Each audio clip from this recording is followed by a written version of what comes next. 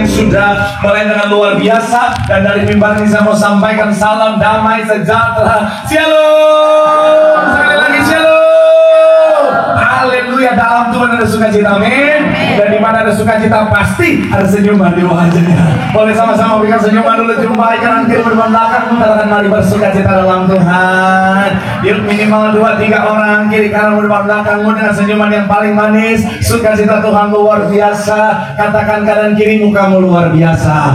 Haleluya, haleluya. Kenapa saya bilang saudara orang-orang yang luar biasa? Karena saya mau bilang saudara, di saat orang-orang lain saudara memilih untuk jalan-jalan, untuk healing, untuk liburan, tetapi saudara datang mencari Tuhan. Artinya saudara orang-orang yang sungguh-sungguh setia cari Tuhan. Saya mau bilang saudara, orang yang setia sama Tuhan, janji Tuhan, hidupnya anak cucunya pasti diberkati Tuhan. Tepuk tangan sekali lagi yang paling meriah buat Tuhan. Sama-sama bilang sama saya, aku pasti diberkati Tuhan. Anak cucuku pasti diberkati Tuhan. Bilang kanan kirimu, kamu juga pasti diberkati Tuhan. Bilang sama yang ngomong, kamu luar biasa. Sekali lagi tepuk tangan yang paling meriah buat Tuhan. Haleluya.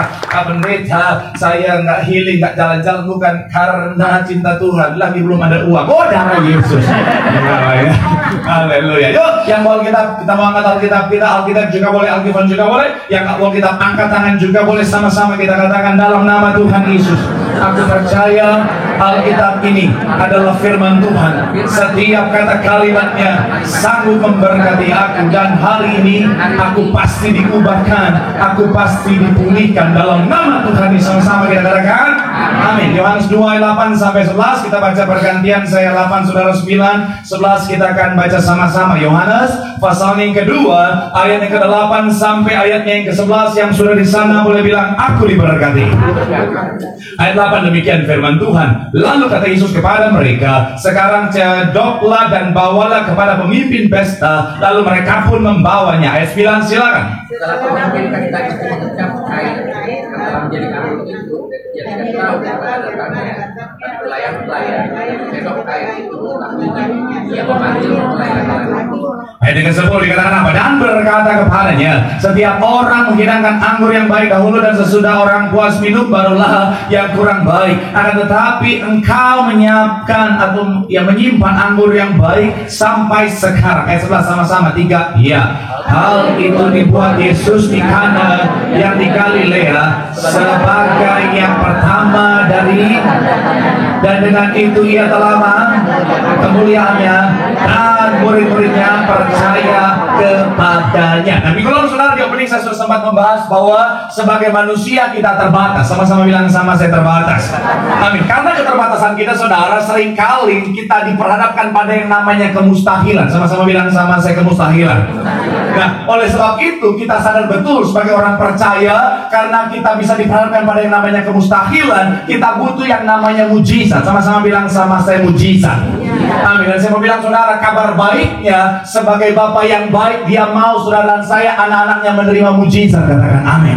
Nah, tapi mungkin saudara menatap saya dan berkata, Pak Pendeta, kalau Tuhan mau saya terima mujizat, kenapa saya belum lihat mujizat dalam pekerjaan saya? Kalau Tuhan mau saya terima mujizat, saya belum lihat mujizat, Pak Pendeta, dalam kesehatan saya, dalam rumah tangga saya, dalam keuangan saya, dalam karir saya. Di mana mujizat itu? Saya mau bilang saudara, Tuhan mau kita terima mujizat, tapi ingat baik, ada bagian kita yang juga harus kita kerjakan. Katakan amin. Sama-sama boleh bilang sama saya, ada bagian saya.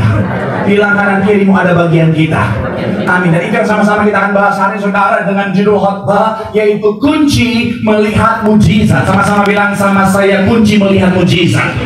Amin. Kita akan belajar dari kisah mujizat pertama Tuhan Yesus ketika mengubah air menjadi anggur. Doa saya oleh firman Tuhan hari ini, saudara yang rindu melihat mujizat, saudara pulang bawa mujizat dari sorga. Tepuk tangan sekali lagi yang paling meriah buat Tuhan. Haleluya. So, apa kunci melihat mujizat? Belajar dari mujizat pertama Tuhan Yesus. Yang pertama saya mencatat adalah bicara tentang dengan menghadirkan Tuhan. Sama-sama bilang sama saya, menghadirkan Tuhan. Sama-sama bilang sama saya, hadirkan Tuhan. Kita lihat ayat yang kedua dalam Yohanes 2. Saudara bisa tandai Yohanes 2 karena kita akan kembali ke sana sepanjang pembahasan kita. Yuk, ayatnya yang kedua yang sudah di sana boleh bilang aku diberkati. Sama-sama kita baca 3. Ya, Yesus dan murid-muridnya diundang apa? Sekali lagi saudara, ayat 2, 3. Ya, Yesus dan diundang juga kepadanya. perkawinan itu. Kita tahu bersama di perkawinan itu terjadi mujizat. Kenapa bisa terjadi mujizat? Karena Yesus diundang, karena ada Yesus di sana, ada sumber mujizat hadir di sana, maka di sana terjadi mujizat. Katakan amin.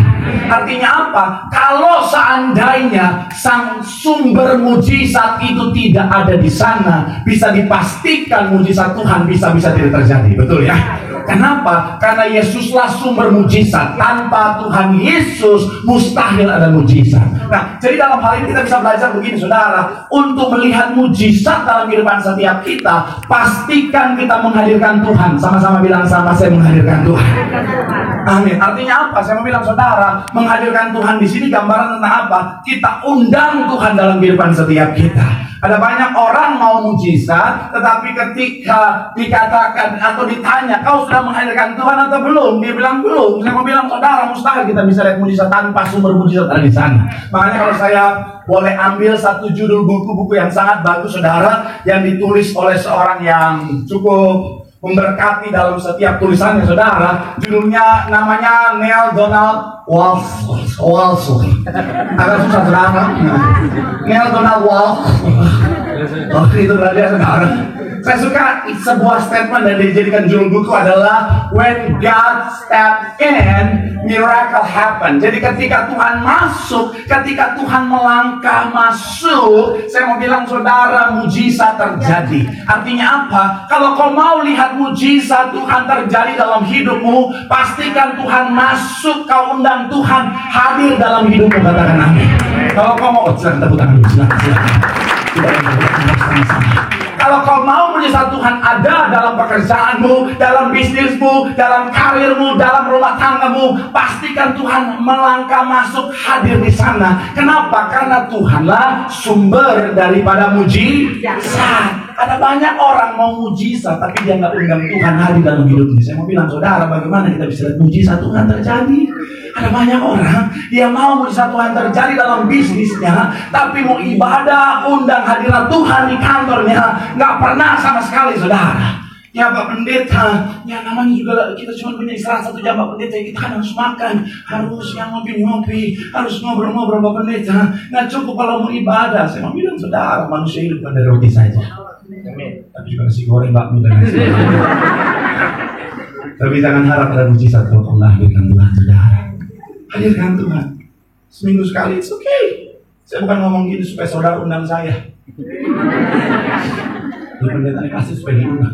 Sorry, my schedule is full. Bercanda.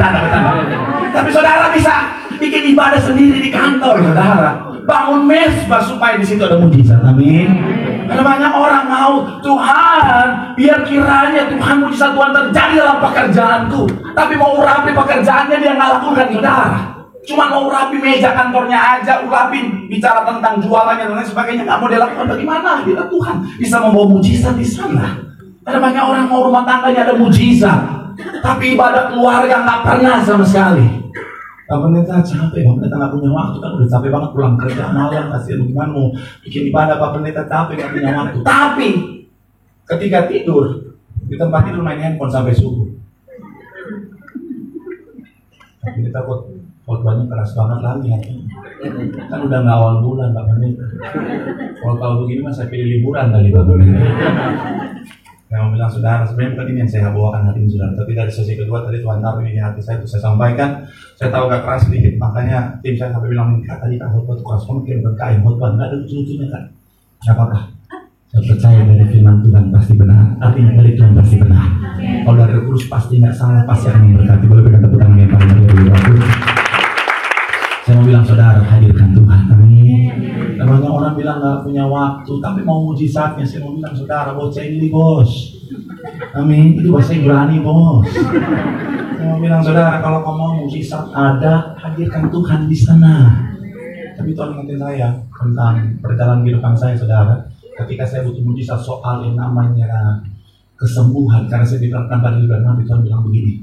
2 ayat yang berbeda tetapi berhubungan. Tuhan bilang begini, berpalinglah kepadaku dan biarkanlah dirimu diselamatkan. Itu bicara tentang apa? Tuhan mau saya hadirkan Tuhan sepenuhnya dalam hidup saya. Kemudian ayat selanjutnya bilang begini, dan segala kehendakku akan kulaksanakan. Dan akhirnya apa? Saya melihat mujizat Tuhan. Saya mau bilang saudara, nggak ada jalan lain. Kalau kita mau yang namanya mujizat Tuhan terjadi, kita harus hadirkan yang sumber mujizat itu, yaitu Tuhan, saudara. Amin. Tapi Tuhan ingatin saya juga tentang hal ini, saudara, bahwa begini, bicara tentang menghadirkan Tuhan, mengundang Tuhan, bahasa aslinya itu boleh munculkan, mengundang Tuhan, artinya kaleo, bukan bebek kaleo, bukan restoran, saudara. Berarti kan bebek kaleo yang bebek yang pedas itu, pedas lah, bukan. Bilang saudara, kaleo itu punya makna meminta Tuhan untuk masuk. Dan Tuhan ingatin saya dalam perenungan ini, saudara, Tuhan ingatin begini. Tuhan, kalau kita bahas 2 minggu lalu, Tuhan sifatnya kudus, dosa sifatnya najis. Jadi kalau kita mau mengundang Tuhan untuk masuk dalam apa yang kita lakukan, pastikan kita bereskan dulu dosanya, saudara. Sekali lagi, saudara, kalau kita mau undang Tuhan untuk masuk dalam apa yang kita kerjakan, kita harus bereskan dulu dosanya, saudara. Karena Tuhan sifatnya kudus, dosa itu sifatnya najis. Ada banyak orang dia bilang, Tuhan hadirlah, beracara di bisnisku, tapi bisnis yang sementara dia jalankan, bisnis yang kotor, saudara. Ada orang minta Tuhan supaya bisa Tuhan terjadi dalam bisnisku, tapi bisnisnya bisnis judol. Kamu tuh judol. Mujizat apa yang kau harapkan dari bisnis judol itu? Supaya orang-orang yang main tidak gacor. Wah, dari ketawa-ketawanya ini ada saya curiga-curiga ini. Kau benar sendiri kau tahu dari TikTok, saudara. Saya mau bilang, saudara, ada banyak orang bilang, Tuhan, aku mau mujizat untuk pekerjaanku, tapi pekerjaannya selalu tipu sana, tipu sini. Saya mau bilang, saudara, mujizat apa yang diharapkan dari pekerjaan yang tipu-tipu, saudara? Supaya nggak ketahuan, Tuhan buat supaya orang-orang tidak sadar aku menipu dia, darah Yesus. Saya mau bilang, saudara, ada banyak rumah tangga minta mujizat Tuhan terjadi dalam rumah tangganya, tapi dosa jalan terus, saudara. Saya mau bilang, bereskan dosanya, undang Tuhan hadir. Ketika Tuhan hadir, di situ ada mujizat. Tepuk tangan sekali lagi yang paling meriah buat Tuhan. Bilang sama kanan kirimu, undang Tuhan, hadirkan Tuhan, di situ ada mujizat. Tepuk tangan sekali lagi yang paling meriah buat Tuhan. Haleluya. Haleluya. Tenang, cuma poin 1 yang keras, poin 2 lebih keras lagi. Nah, yang kedua, apa kunci melihat mujizat yang kedua adalah taat akan perintah Tuhan. Sama-sama bilang sama saya, taat akan perintah Tuhan. Sama-sama bilang sama saya, taat akan perintah Tuhan. Kita lihat ayat yang kelima, sama-sama kita baca. Yuk, Yohanes 2 ayatnya yang kelima. Yang sudah di sana boleh bilang, aku diberkati. 3, ya. Tetapi apa yang dikatakan kepadamu apa? Sekali lagi, tetapi Ibu Yesus,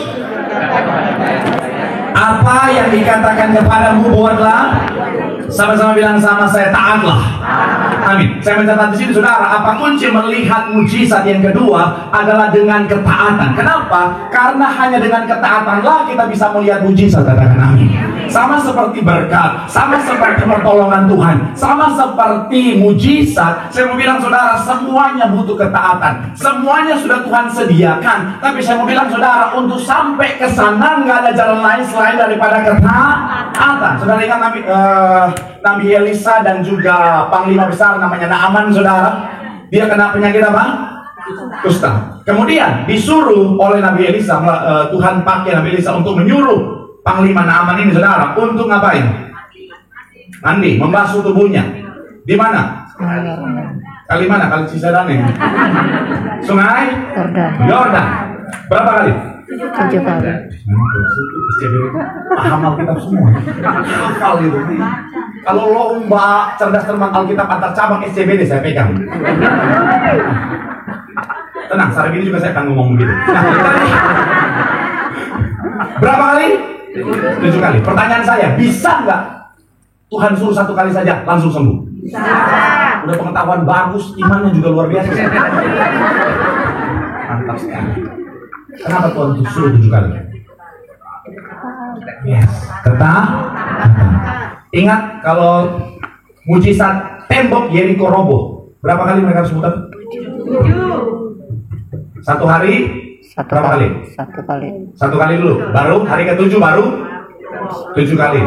Hah? Roboh belum roboh. Jadi 6 hari pertama keliling 1 hari 1 kali. Hari ke-7 baru 1 kali, 1 hari itu 7 kali. Terus yang menarik, kenapa harus 7 kali? Supaya taat. Yes, ketaatan. Terus yang menarik lagi, nggak boleh bicara. Yes. Personal banget, semua hafalin. Cuma di sini yang setiap tanya apa. Cabang-cabang semuanya.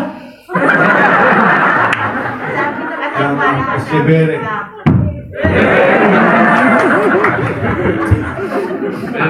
Saya mau bilang sekali lagi saudara, yang paling enak itu kan ngobrol ya. Saya selalu bilang paling enak tuh kalau jalan bareng tuh kan ngobrol ya. Iya, ini disuruh nggak boleh ngobrol saudara. Bayangin saudara. Itu karena mau melatih kata-kata. Tapi saya percaya kalau saudara yang jadi bagian dalam rombongan itu nggak akan ngomong. Mungkin nggak ngobrol secara verbal, tapi bahasa isyarat itu.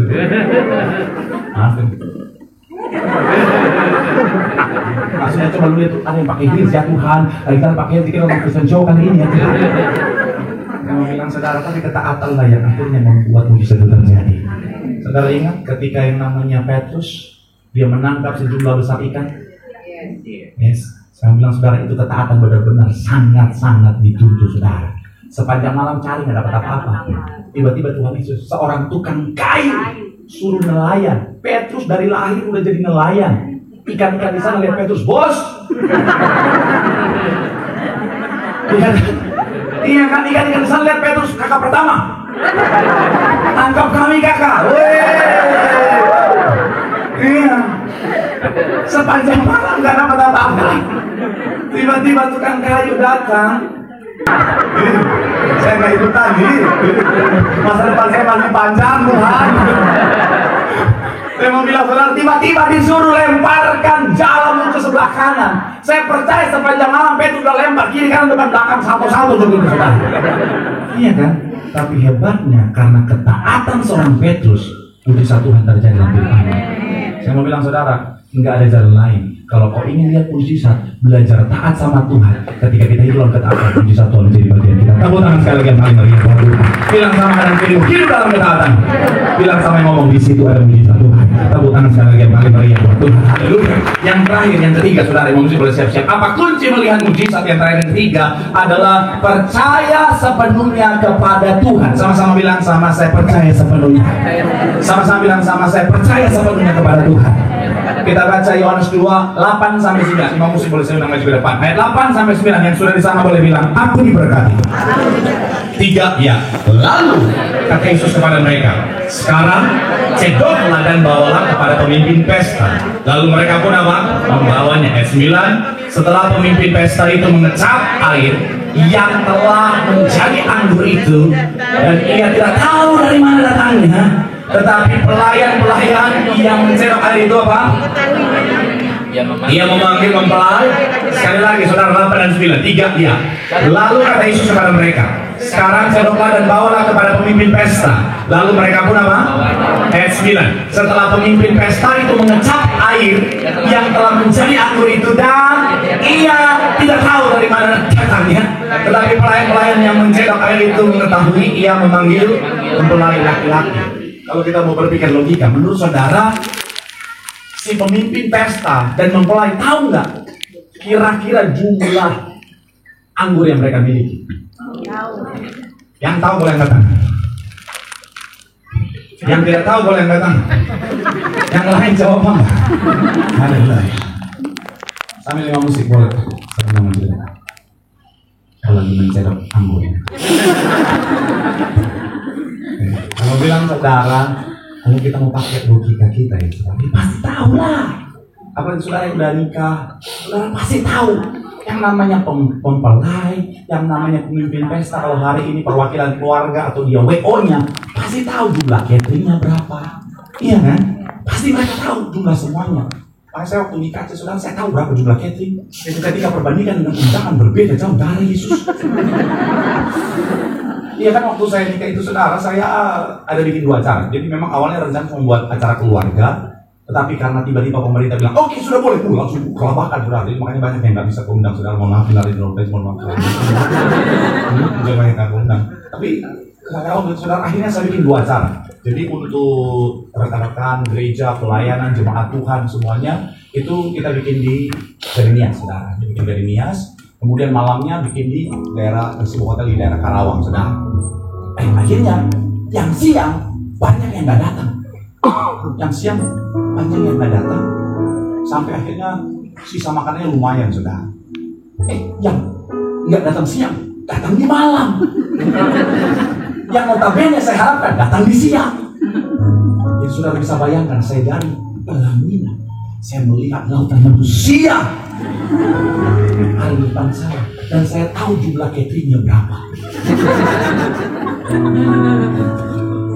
Itu saya dari pelaminan, senyum-senyum, tapi dalam hati terus berdoa mengandalkan Tuhan. Saya berdoa, Tuhan, kiranya mujizat kulipatkan dan terjadi. Soalnya kalau sampai makanan kurang, jemaat kalau ngomong pedas bos. Apaan nih pendeta ini diberkati Tuhan? Apaan nih rendangnya lengkuas semua? Tuh kan yang ketawa tuh pelaku tuh pasti. Jadi saya doa, Tuhan tolong biar cukup Tuhan. Yesus Tuhan, mujizat 5 roti segala roh dalam belah dipatahkan. Segala niat jahat yang sengaja nggak makan di rumah supaya makan di pesta dipatahkan. Banyak nih pelaku itu. Tuhan, apalagi poroba bungkus Tuhan. Kami kan orang Manado, kami punya skill bawa bungkus lebih daripada. Jadi saya mulai perhatikan mana yang ngambil yang stangnya tuh gini, biasa aja. Tapi biasanya jasnya ngikut dikit gini. Di dalam tuh ada kantong Doraemon. Ini ngambil biasanya tuh pakai pola 2, 1,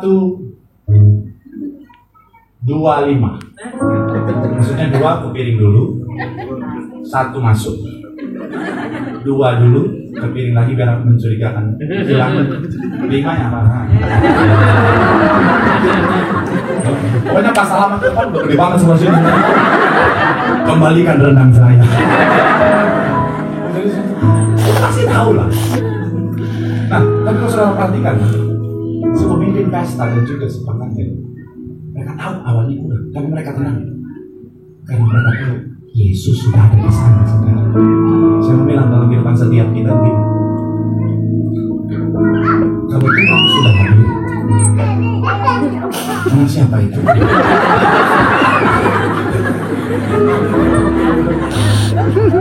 Jangan halangi anak itu datang kepada Tuhan. Yang penting tolong lakban mereka. Enggak lah. Saya mau bilang saudara, mereka kata tenang karena mereka tahu sudah ada Yesus di sana. Artinya gini, kadang-kadang dalam kehidupan setiap kita, kadang-kadang kita sudah hadirkan Tuhan dalam hidup kita, dalam pekerjaan kita, dalam rumah tangga kita, tapi akhirnya kita jadi gagal lihat mujizat karena kita masih meragukan Tuhan. Petrus sudah melihat Tuhan, dia sudah lakukan mujizat berjalan di atas air, tapi ketika imannya goyah, dia meragukan kuasa Tuhan. Perlahan tapi pasti tenggelamlah dia. Banyak orang udah beriman dengan Tuhan sebenarnya, tapi ketika dia lihat keadaan, dia lihat situasi, iman yang mulai goyah, iman yang goyah dapat menghalangi kita untuk melihat mujizat. Saya mau bilang, kalau udah Yesus ada di hidup kita, udah ada dalam bisnis kita, udah ada dalam rumah tangga kita, udah ada dalam kehidupan anak-anak kita, udah percaya aja. Tugas kita percaya. Kenapa kadang-kadang kita akhirnya imannya goyah? Karena kita mencoba memasukkan semua cara itu, solusinya dalam pikiran kita.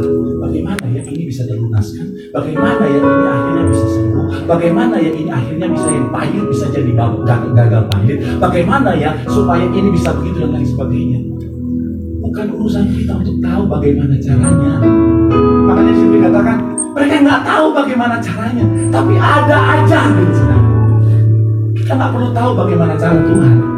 Tugas kita percaya cara Tuhan pasti yang terbaik dan mujizat Tuhan pasti menjadi bagian kita. Sekarang kita tangan saudara-saudara yang paling meriah buat Tuhan. Bilang sama kanan kiri dulu, percaya sepenuhnya sama Tuhan. Mujizat Tuhan masih ada. Tepuk tangan sekali lagi yang paling meriah ini berkati oleh mereka tangan dulu. Tepuk tangan saudara-saudara. Saat tiada jalan hadapi persoalan. Yesus ada di sana dan memberiku jawaban. Hanya nama Yesus, hanya nama Yesus, hanya nama Yesus, hanya nama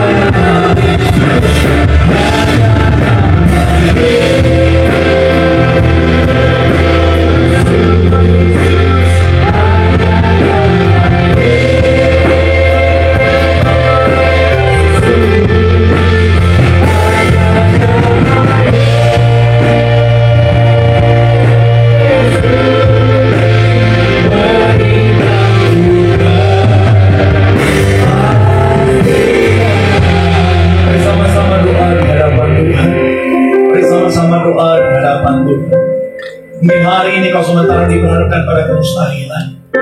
Tapi ingat baik, tidak perkara yang mustahil buat Tuhan. Tuhan sanggup menyatakan mujizatnya. Tugas kita menghadirkan Tuhan, taat akan perintah Tuhan, dan percaya sepenuhnya kepada Tuhan. Bagaimanapun caranya, Tuhan sanggup melakukan perkara yang ajaib. Tugas kita percaya Yesus ada dalam kehidupan kita, dalam bisnis kita,